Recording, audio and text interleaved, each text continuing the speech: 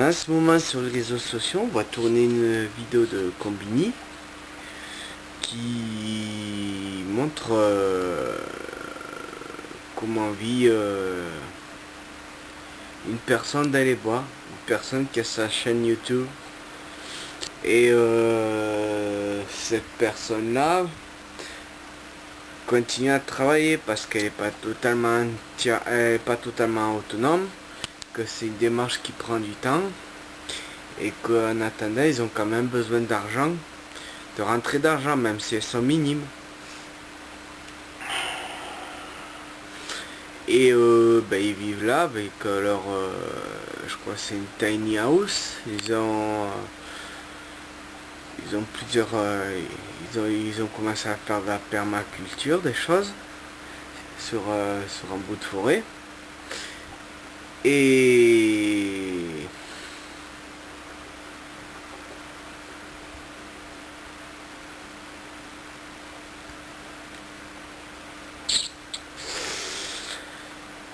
je comprends pas les commentaires franchement des gens.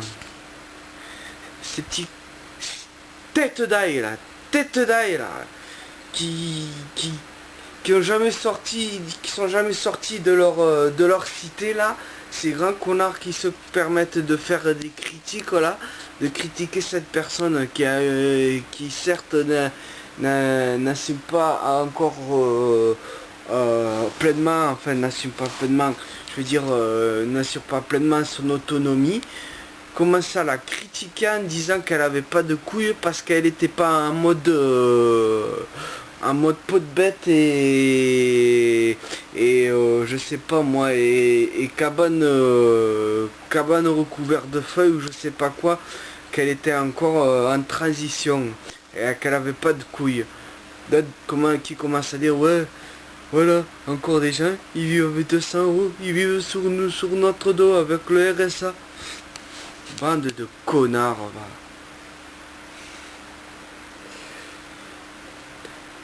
Ces gens-là, mais putain, mais... Avant de critiquer, est-ce que t'as déjà mis au moins une fois, ne serait-ce qu'une seule fois le nez dans la campagne, dans une forêt, hein? Est-ce que t'as déjà essayé de te mettre en autonomie? Est-ce que tu y es arrivé? Est-ce que tu es à 100% en autonomie? Parce que le monde de l'autonomie, c'est pas le monde des licornes, hein. On n'est pas dans un jeu vidéo où clac clac, un 3 clics, ça y est, j'ai ma cabane à Rust là, hein. Ça se passe pas comme dans Rust ou Ark ou tous ces jeux de survie, hein. Ça se passe pas comme ça. Tu passes pas d'une transition, t'arrives de ville et puis d'un coup ça y est, t'es autonome en tout, ça arrive pas comme ça prend des années, c'est ça prend, hein, trou du cul va. Vas-y toi, va, avant de critiquer, vas-y, mets-toi dans la même démarche qu'eux avant de critiquer. Essaye de faire ce qu'ils font. Et après on verra si tu l'ouvriras ta grande gueule de connard. En ce qui concerne les gars qui critiquent parce qu'ils touchent, je sais plus... Enfin non, je crois que ça avait besoin de 200 € pour vivre chacun, mais en fait c'est même pas qu'ils... Je crois qu'ils ont un travail à mi-temps ou un truc comme ça, je sais plus, mais enfin bref, quand bien même ils toucheraient le RSA, qu'est-ce que ça peut vous faire, putain, hein? Il y a des gens qui sont en train de se battre là dans la rue, qui ferait mieux de faire comme eux, se mettre au RSA et se mettre en autonomie, commencer à se mettre en autonomie, hein? Des gens qui portent des gilets, je vous dirai pas laquelle couleur mais vous les connaissez, qui ferait mieux de faire comme eux, qui ferait mieux de s'inspirer des ads au lieu de les critiquer, hein?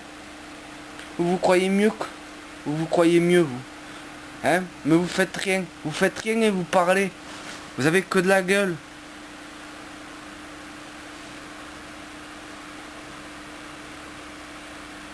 Pas les couilles. Mais quelle couille t'as toi d'aller critiquer là sur Facebook là. Tu vas dire, ouais, ils sont pas autonomes parce que ils ont pas de, ils ont internet, donc ils vivent pas complètement connectés à la nature et ils sont raccordés à internet. Ça veut dire qu'ils sont pas autonomes parce qu'ils dépendent encore du système par internet, hein, connard. Mais toi, tu fais comment pour communiquer? Tu utilises quoi? Le même outil, hein? Sauf que eux, ils en sont là. Toi, t'es là, toi, t'as ras là, t'es un ras de la terre, eux, ils sont là, tu vois. Et toi, t'es là. T'es là, et tu dis, regarde-moi le ce gros con là, perché sur sa branche, hein, et toi t'es là en train de, comment on dit, de ramper là, dans la fange, tu rampes dans la fange, hein, abruti.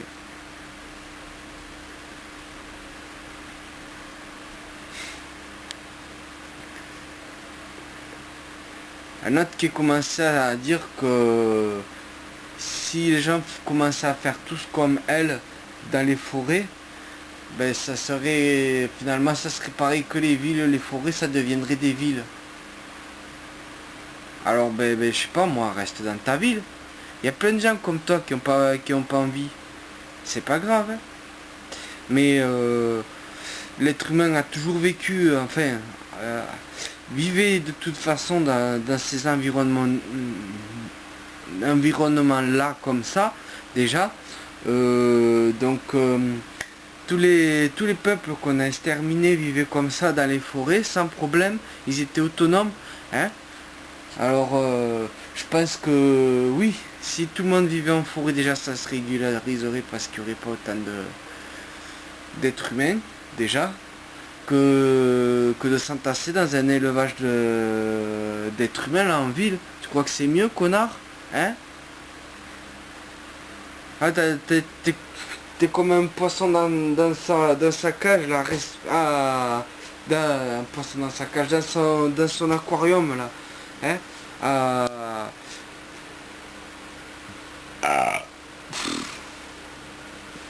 à boire tes propres excréments là, nager dans tes propres excréments là, c'est exactement ça la ville, hein.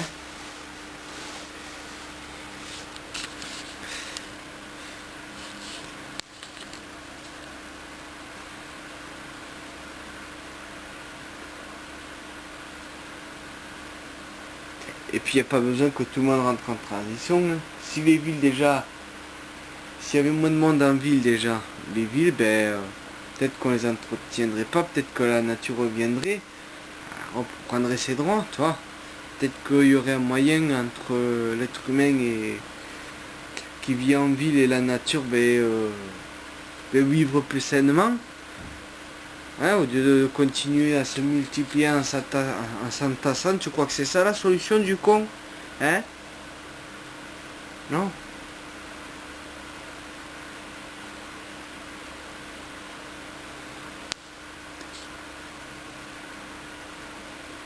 Je sais pas. Quand je vois ce genre de personnes mettre ce genre de commentaires, je me dis que de toute façon on est fichu. De toute façon l'être humain c'est un cul-de-sac. C'est un cul-de-sac. T'as les. Comment ils s'appellent les transhumanismes là. Qui disent que l'être humain est un cul-de-sac génétique et qu'il ne peut évoluer que par la technologie. Forcément, vu qu'on est tellement dépendant de cette technologie qu'on peut plus évoluer comme on le faisait avant. Hein, peut-être que si on retournait dans nos forêts, si on retournait vivre de façon plus saine, hein, peut-être qu'on serait pas un cul-de-sac, mais on a complètement dégénéré.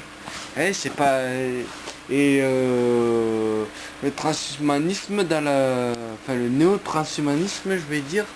Hein, parce qu'il y en a qui vont me dire, oui, mais le transhumanisme ça a commencé dès que le premier homme a utilisé la première pierre comme outil, d'accord. D'accord. Mais là on arrive à un point de dégénérescence totale. Là, on utilise plus un outil pour comme on utilisait auparavant. Là. On utilise tout ce qu'on peut pour s'isoler de la nature, comme si on n'en faisait pas partie, alors qu'on en fait partie. Alors qu'on en fait partie de la nature, on veut s'isoler et on se tire une balle dans le pied. Et en même temps, on veut l'éliminer parce qu'elle est à côté, elle existe. Avec le fait qu'elle existe, déjà, c'est déjà trop pour nous, faut tout bétonner. Et puis déjà, notre façon de faire, ben, on détruit toute la vie qui existe. Hein, on veut créer des villes en place, des mondes en plastique faits pour des Playmobil, parce que c'est ce que vous êtes des Playmobil. Vous êtes des Playmobil.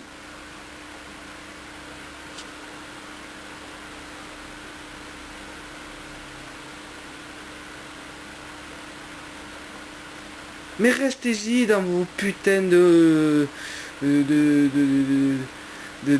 d'élevage en batterie là. Hein? Continuez à vous entasser. Là, j'ai vu certains qui rêvaient avec des trucs genre comme on peut voir dans Blade Runner, dans certains films de science-fiction où c'est que t'as essayé tellement entassé que t'es obligé de construire sur des centaines et des centaines de mètres au-dessus avec des trucs qui passent par-dessus, par-dessous, partout.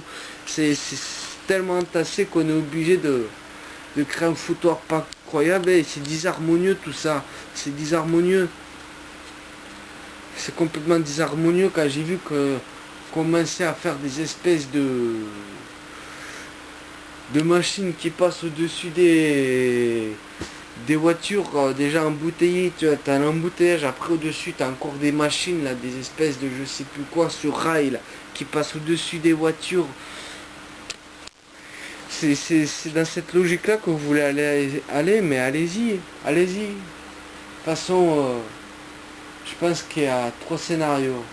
Ou bien il y a 2 sortes d'êtres humains et il y en a un qui va disparaître. Ou bien l'être humain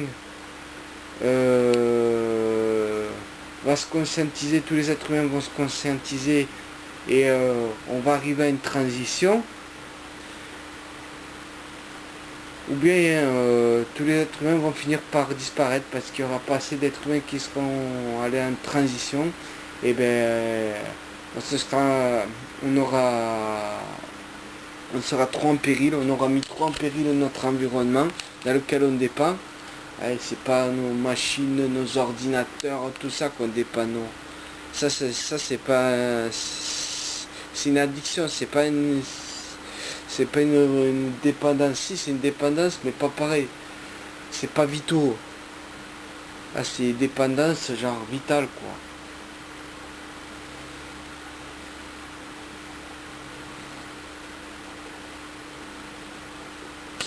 Après c'est pas grave, hein. Si l'être humain disparaît, bah écoute, c'est quoi l'être humain, hein? C'est pas grand chose. Il se croit supérieur, pourquoi? Parce qu'il a fait des gratte-ciel, parce qu'il a fait les pyramides. Qu'est-ce que c'est? C'est vraiment absurde. Tu sors de la logique humaine, tu regardes ça d'un autre angle, tu te rends compte à quel point c'est tragique. Mais on a tellement le nez dans le guidon, enfin tragique, absurde, mais on a tellement le nez dans le guidon que voilà, hein, on a tellement cette prétention là, de l'homo sapiens sapiens là, hein, de l'homme au-dessus de tout, alors qu'en réalité il est au-dessus de tout, hein, ce qui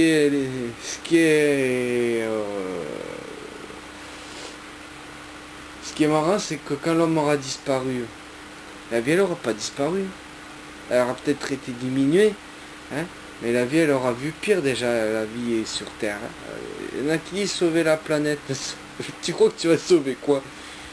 Il n'y a que ton cul que tu peux sauver. La planète, elle n'a pas besoin de toi la planète. Et la vie dessus non plus. Alors bien sûr il y a des espèces qui vont disparaître, il y en a qui vont être remplacées par d'autres, comme les dinosaures quand ils ont disparu, mais ça a donné le règne des mammifères, hein.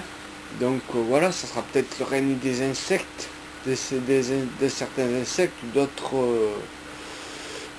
certains insectes qui auront survécu ou d'autres nouvelles espèces. qui seront ni des insectes, ni des... C'est quoi la famille des oiseaux? Ni des mammifères, ni des poissons, ni des mollusques, ni de ceci, ni cela.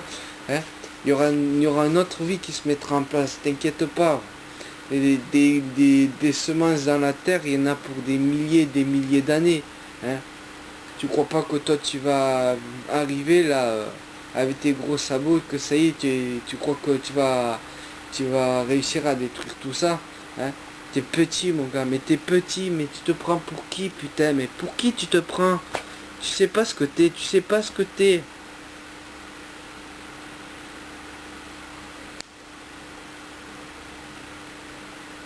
Donc voilà, si l'être humain disparaît quelque part, bah finalement c'est dérisoire. Alors bien sûr il aura fait du mal à la vie, hein. C'est dommage pour ça, mais la vie, cette vie là aussi est remplaçable. De toute façon tous les végétaux, les animaux qui auront disparu, dans des milliers d'années, ben il y aura de nouveau. Hein. Ce ne sera pas la première extinction de masse. Hein. Ce sera la première qui impliquera peut-être, moi je pense que c'est la première qui impliquera une espèce, je veux dire la triade de la vie. Est-ce qu'on dit être vivant? Parce qu'un rocher pour moi c'est aussi vivant. C'est juste que ça se voit pas. Parce qu'un rocher c'est de la matière et toute matière est vivante car elle bouge. Même si on ne le voit pas à l'œil nu, c'est tellement petit que ça se voit pas. Mais ça bouge, tout bouge. Tout est en mouvement. C'est ça la vie. Donc voilà. Je crois qu'il faudra bien plus que ça. Comme quand le soleil va mourir. Pour que la vie s'éteigne sur Terre. Ou alors même une météorite supérieure à celle qui est supposée être responsable de la disparition des dinosaures, même s'il n'y a pas eu que ça qui a fait que les dinosaures ont disparu. Mais je pense qu'il faudrait carrément une collision de planètes, quoi. Il faudrait un truc dans ce genre-là. Ou un trou noir, peut-être. On se rapprocherait dangereusement d'un trou noir. Et là, oui, pourrait disparaître. Après, c'est pas ce qu'il y a dans un trou noir. Hein. Donc, bref. Tout ça, j'ai un peu digressé là, mais tout ça pour dire que, espèce de con, va. Au lieu de critiquer comme un gros connard, là, à insulter les gens, vas-y, toi, mets-toi-y en transition. Hein. Agis, au lieu de réagir comme un gros teubé. C'est à ça que la société t'a formaté à être un gros teubé qui va casser les couilles aux gens qui prennent des initiatives. Hein? Je vois ça partout là.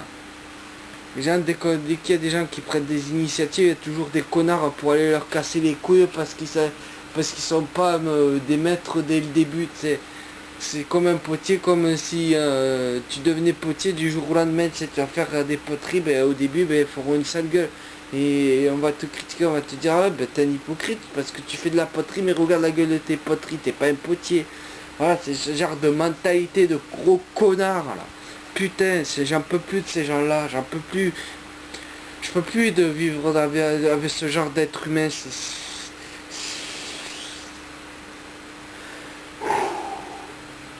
Non, franchement, je me retiens là parce qu'il y a... Dans ma tête, il y a un tourbillon d'insultes là, mais c'est vraiment...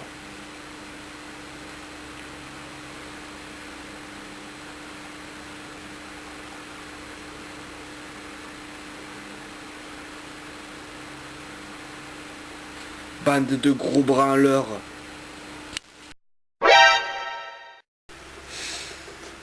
J'ai omis quelque chose.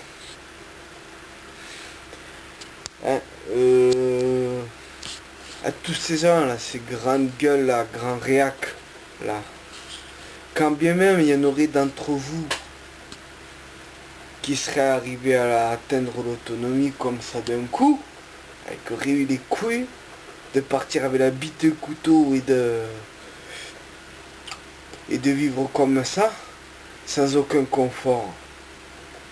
Quand bien même, vous êtes petit, mais vous êtes au-dessous d'eux, mais rien que par votre esprit, vous êtes au-dessous de tout, au-dessous de tout. Si vous seriez au-dessus, au lieu de les écraser, hein, avec vos soi-disant grosses couilles là, hein, comme des tanuki, vous les écraser, hein, vous les laisseriez avoir une démarche comme vous les laisseriez prendre à leur rythme pour arriver à avoir des grosses couilles comme vous, hein.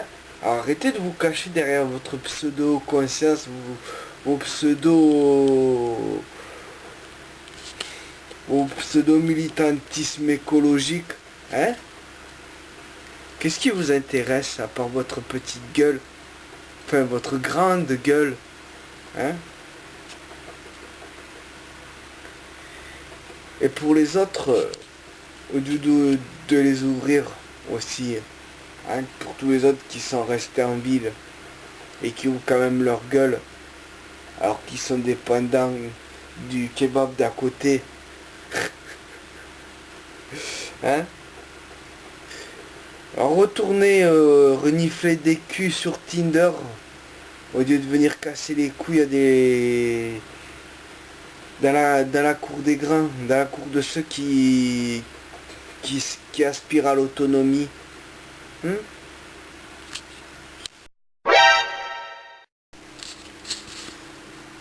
J'en ai encore une pour les sous-hommes, hein, ceux qui veulent venir critiquer qu'ils sont sur les réseaux sociaux.